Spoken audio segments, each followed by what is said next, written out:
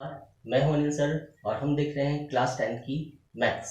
आज हम देख रहे हैं प्रश्नावली 3.5 का चौथा प्रश्न जो एग्जाम की दृष्टि से बहुत ज्यादा इंपॉर्टेंट है। आइए देखते हैं पहला प्रश्न हमारे पास दिया है।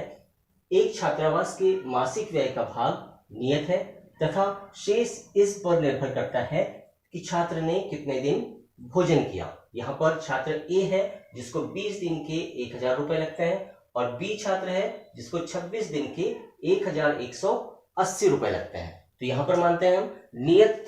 सबसे पहले यहाँ पर दिया है नियत है मतलब उस हॉस्टल का किराया है जो फिक्स है महीने भर का, तो उसको वो देना ही है और एक्स्ट्रा जो लगता है वो खाने का खर्च उसको देना होता है। तो नियत भाग मान लेते हैं हम। नियत भाग x रुपए है तथा प्रतिदिन का व्यय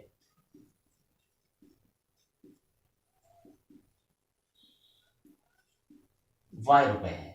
इसे माना लिख लेंगे।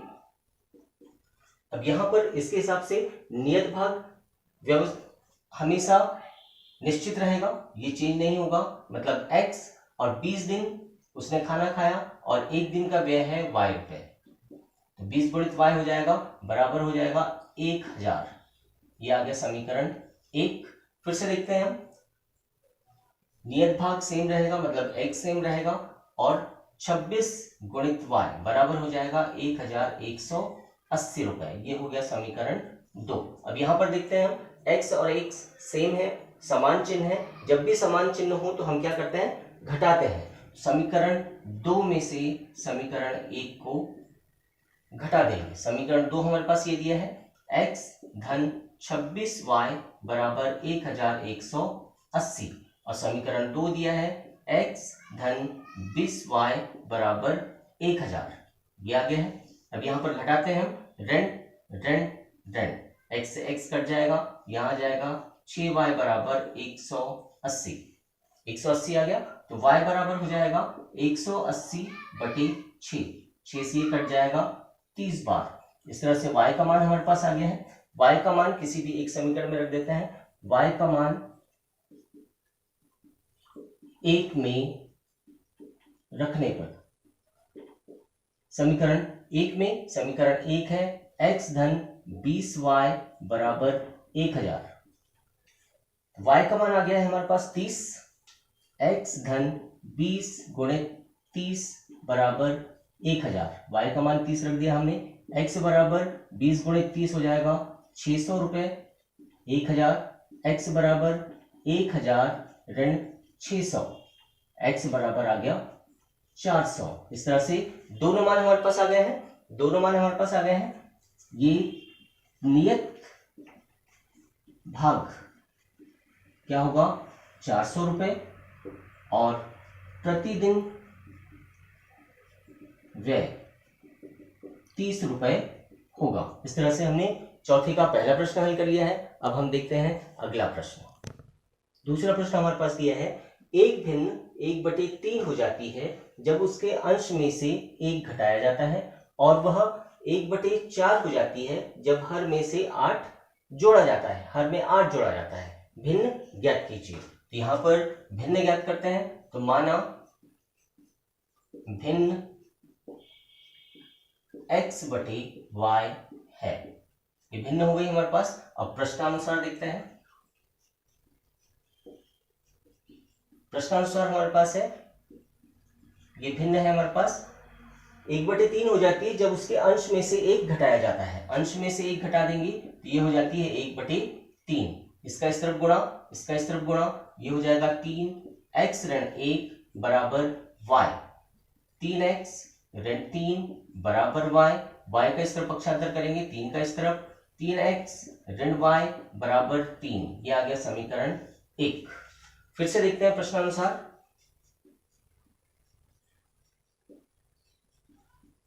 ये भिन्न हमारे पास दी हुई है जब हर में 8 जोड़ा जाता है। तो भिन्न क्या हो जाती है 1/4 हो जाती है। फिर से क्रॉस मल्टीप्लाई करेंगे हम। 4x equal to y plus 8। y का इस तरफ पक्षांतर कर देंगे। 4x minus Y equal to 8। ये आ गया समीकरण 2। अब यहाँ पर कंपेयर करते हैं हम, यहाँ पर देखते हैं 3x 4x ऋण y दोनों सेम है। जब भी समान चिन्ह हो तो क्या करते हैं, घटाते हैं हम। तो समीकरण 2 में से समीकरण 1 को घटा देंगे। समीकरण 2 हमारे पास है 4x ऋण y बराबर 8 और ये है 3x ऋण y बराबर 4। दोनों को घटा देते हैं, ये ऋण ये धन ये ऋण हो जाएगा, ये दोनों कट जाएंगे, यहां बचेगा x बराबर 4। x बराबर 4 आ गया, x बराबर 5 आएगा। समीकरण हमने गलत लिख दिया है, 3x ऋण y बराबर 3 है, x बराबर 5 आ गया है। तो यहां x का मान किसी भी एक समीकरण में रख देते हैं। समीकरण 1 में रखने पर, समीकरण 1 में रखने पर समीकरण 1 में रखते हैं। समीकरण 1 हमारे पास है 3x minus Y equal to 3, 3 गुणित 5 ऋण y बराबर 3, 3 बची 15 ऋण y बराबर 3, 15 के स्तर पक्षांतर करेंगे, ऋण y बराबर 3 ऋण 15, y बराबर हो जाएगा ऋण 12 या y बराबर आ जाएगा 12। इस तरह से भिन्न क्या हो जाएगी हमारे पास, भिन्न हमने माना था x y, x का मान कितना आया 5 और y का मान आ जाएगा 12। इस तरह से दूसरा प्रश्न भी हमने हल कर लिया है। अब हम देखते हैं अगला प्रश्न। तीसरा प्रश्न हमारे पास दिया है, यश ने एक टेस्ट में 40 अंक अर्जित किए जब उसे प्रत्येक सही उत्तर पर 3 अंक मिले तथा अशुद्ध उत्तर पर 1 अंक की कटौती की गई। सही उत्तर पर 4 अंक मिलते तथा अशुद्ध उत्तर पर 2 अंक की कटौती होती तो उसे 50 अंक अर्जित होते। टेस्ट में कितने प्रश्न थे? तो यहां पर फिर से प्रश्न दिया है तो हमको मानना पड़ेगा, माना सही उत्तर x है, अशुद्ध उत्तर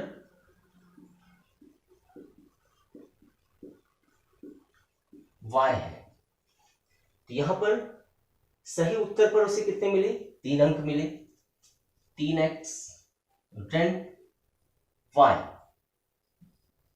1 अंक मिले अशुद्ध उत्तर पर, तो ये हो जाएगा बराबर आ जाएगा 40। यहां घटाना होगा क्योंकि सही में से टोटल जो प्रश्न थे उसमें से उसको जब सॉल्व करेंगे तब ये आएगा, सही उत्तर उसको ये मिलेंगे।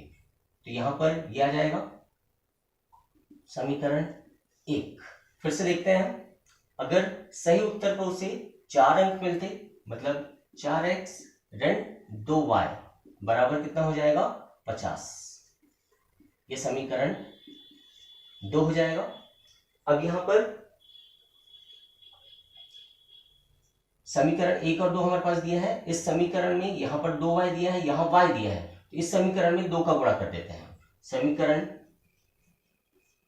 1 में 2 का गुणा करने तथा 2 को 1 से घटाने पर, 2 को 1 से घटाएंगे हम, समीकरण 2 में से समीकरण 2 को 1 में से घटाएंगे, 1 ऋण 2, ये हो जाएगा। तो यहां पर 2 को 1 में से घटाएंगे, ये समीकरण है, ये है। तो यहां पर सबसे पहले 2 का गुणा करते हैं, इसमें हम 2 का गुणा करेंगे, क्या हो जाएगा 6x minus 2y equal to 80 और 2 समीकरण हमारे पास ये दिया है, ये हो जाएगा 4x ऋण 2y बराबर 50। ये आ गया, चिन्ह बदलेंगे, ऋण धन ऋण, ये दोनों कट जाएंगे, यहां बचेगा 2x बराबर 30, x बराबर आ जाएगा 30 बटे 2, 2 से कट जाएगा 15 बार, x का मान 15 आ गया हमारे पास। x का मान समीकरण 1 में रखने पर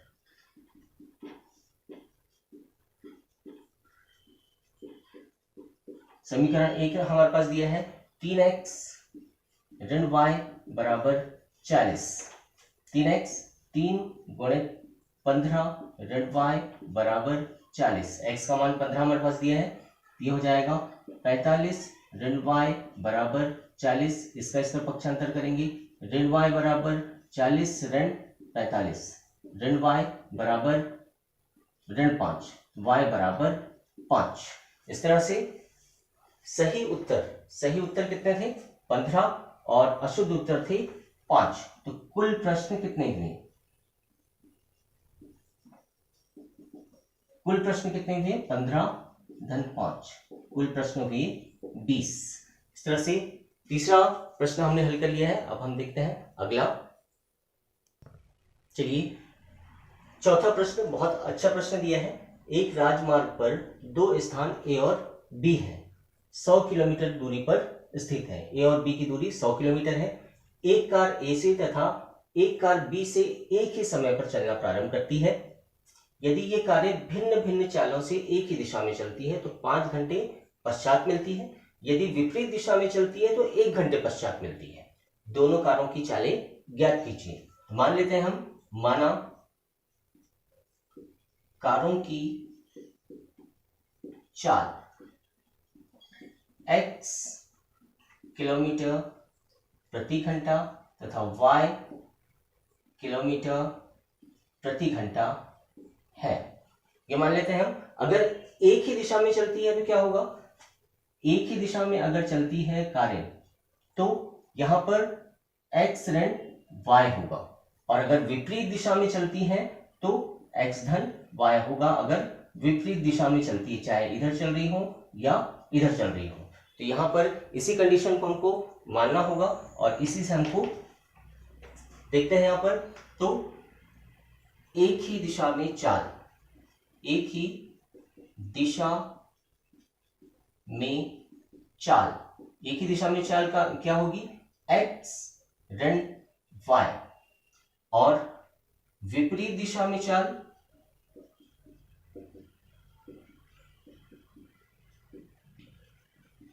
विपरीत दिशा में चाल होगी x धन y। ये चाल मिल गई हमको।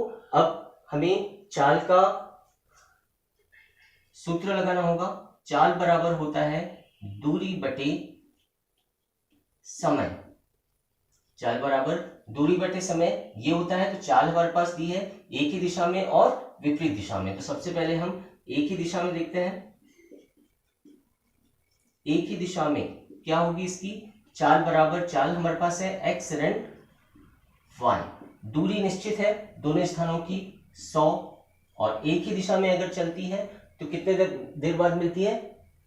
5 घंटे बाद मिलती है। 5 घंटे बाद मिलती है।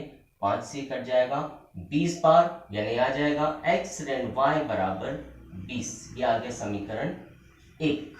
फिर से देखते हैं हम, अगर विपरीत दिशा में चलती हैं तो क्या होगा? x धन y बराबर 100 बटे 1 घंटे में मिलती है। तो क्या हो जाएगा? x धन y बराबर 100। ये आ गया समीकरण 2। अब समीकरण 1 और 2 दोनों को जोड़ देंगे। समीकरण 1 धन समीकरण 2। समीकरण 1 है x ऋण y बराबर 20 और x धन y बराबर 100। दोनों को जोड़ देते हैं हम, जोड़ देंगे तो इससे ये कट जाएगा, यहाँ जाएगा 2x बराबर 120, x बराबर 120 बटे 2, 2 से कट जाएगा 60 बार, यानी x बराबर आ गया 60। x का मान आ गया। अब x का मान समीकरण 1 में रख देते हैं हम।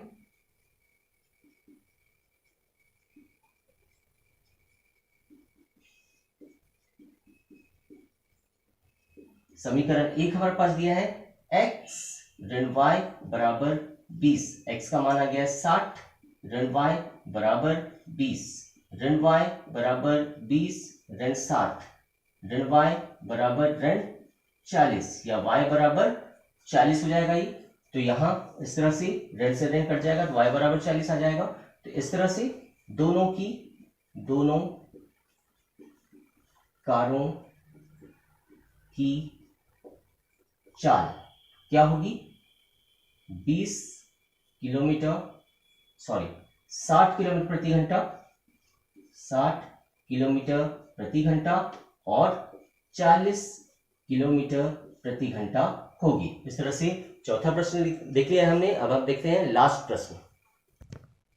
पांचवा प्रश्न हमारे पास दिया है, एक आयत का क्षेत्रफल 9 वर्ग इकाई कम हो जाता है यदि उसकी लंबाई 5 इकाई कम कर दी जाए और चौड़ाई 3 इकाई बढ़ा दी जाए। यदि लंबाई को 3 इकाई, चौड़ाई को 2 इकाई बढ़ा दें तो क्षेत्रफल 67 इकाई वर्ग बढ़ जाता है।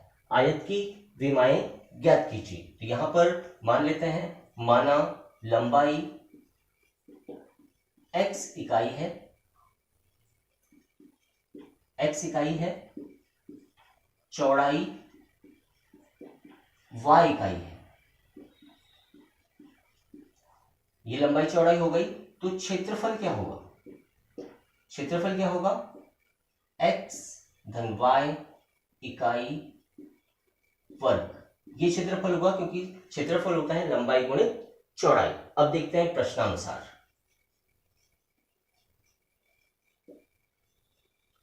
प्रश्नानुसार आयत का क्षेत्रफल 9 वर्ग इकाई कम हो जाता है यदि उसकी लंबाई 5 इकाई कम कर दें। लंबाई को 5 इकाई कम कर दें और चौड़ाई को 3 इकाई बढ़ा दें। चौड़ाई को 3 इकाई बढ़ा दें तो आयत का क्षेत्रफल, ये क्षेत्रफल है, कितना कम हो जाता है? 9 इकाई कम हो जाता है। 9 इकाई कम हो जाता है। तो इस तरह से इसको पहले हम सॉल्व करते हैं। x ये है, तो x का y से गुणा करेंगे, ये हो जाएगा xy। फिर x का 3 से गुणा करेंगे, ये हो जाएगा 3x। फिर ऋण 5 का गुणा करेंगे y से, ऋण 5y और 3 5 15, ये आ गया xy ऋण 9। अब देखते हैं हम xy का इस तरफ पक्षांतर करेंगे, ये हो जाएगा xy धन है, इस तरफ आके ऋण होगा। फिर यहां पर बचेगा हमारे पास 3x ऋण 5y और इस 15 का इस तरफ पक्षांतर करते हैं, ऋण 9, ये हो जाएगा धन 15। xy से xy कट जाएगा, धन ऋण है, यहां बचेगा 3x ऋण 5y बराबर 6। ये हो गया समीकरण 1। फिर से देखते हैं हम प्रश्नानुसार।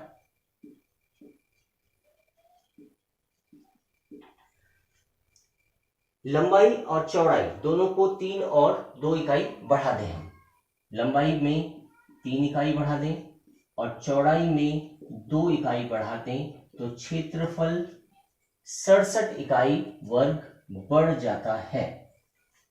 फिर से गुणा करेंगे, x का x से गुणा करेंगे, xy धन 2x धन 3y धन 3 दूनी 6 बराबर xy धन 67, ये आ गया। फिर से xy का इस तरफ पक्षांतर करते हैं, xy इस तरफ आके फिर से ऋण हो जाएगा, x ऋण xy 2x धन 3y, 6 का इस तरफ पक्षांतर करेंगे 67 ऋण 6, इससे ये कट गया, यह बच गया 2x 3y बराबर कितना हो गया? 61। यहां पर देखेंगे समीकरण 1 और समीकरण 2 है। यहां पर क्या करेंगे? समीकरण 1 और 2 में गुणा कर देते हैं। ये समीकरण 2 मान लेंगे हम। तो x को अगर हमको विलोपन करना है तो इस समीकरण में 2 का गुणा करेंगे और इस समीकरण में 3 का गुणा करेंगे। समीकरण 1 में 2 का तथा समीकरण 2 में 3 का गुणा कर घटाने पर, चलिए समीकरण 1 में 2 का गुणा करते हैं, 2 का गुणा करेंगे, ये हो जाएगा 6x ऋण 10y बराबर 12 और यहां पर 3 का गुणा करेंगे, 3 दूनी 6x धन 9y बराबर 61, ये आ गया। तो यहां पर अब घटा देंगे, हम घटा देंगे तो कितना हो जाएगा? ऋण ऋण ऋण, यहां 3 का गुणा नहीं किया है हमने, 3 3 9, 3 का 3, 3 6 18, ये आ जाएगा। अब यहां पर घटा देंगे हम, ये हो जाएगा। तो इससे ये कट जाएगा, यहां बच जाएगा कितना, ऋण 19y, और यहां आ जाएगा 12 कट जाएगा, ये आ जाएगा 171 ऋण में, तो y बराबर आ जाएगा 171 ऋणात्मक है, ऋण 19 ऋणात्मक है, दोनों इससे कट जाएगा, 19 9 171, y बराबर आ गया 9, ऋण से ऋण कट जाएगा, तो y का मान हमारे पास आ गया है। और y का मान किसी भी एक समीकरण में हम रख देते हैं तो दूसरा मान हमारे पास आ जाएगा। समीकरण 1 में मान रखते हैं y का, समीकरण 1 हमारे पास दिया है 3x ऋण 5y बराबर 6, y का मान रखते हैं यहाँ पर 3x ऋण 5 गुणित 9 बराबर 6, 3x 5 9 45, इस तरफ पक्षांतर होगा, धन में आ जाएगा, 3x 45 और 6 कितना होगा 51, x बराबर 51/3, 17 बार कटेगा, x बराबर 17। इस तरह से लंबाई और चौड़ाई हमारी निकल गई है। लंबाई हो जाएगी 17 इकाई और चौड़ाई हो जाएगी 9 इकाई। इस तरह से हमारा प्रश्नावली 3.5 पूरी तरह से कंप्लीट हो गई है। अगर वीडियो पसंद आया है तो शेयर करें, लाइक करें, सब्सक्राइब करें। धन्यवाद।